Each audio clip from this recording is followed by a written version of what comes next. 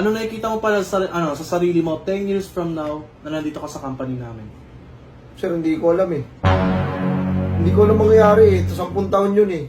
Huwag mong pangunahan yung future. Hayaan mo yung panahon ng magudyok.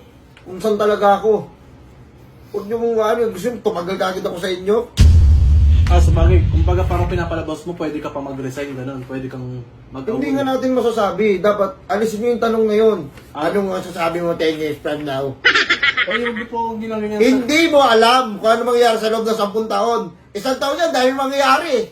Tapos sa 10 taon pa. Sir, inahan po tayo. Ogag, oh. Sino ogag? Ako po.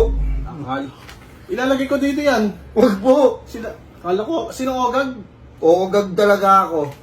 Ikaw pala, kala ko. Oo. Okay yung mga word mo ayusin nyo sir kasi sa company natin kailangan hindi tayo yung pangkantong ugali. Okay? Sige po. Opo.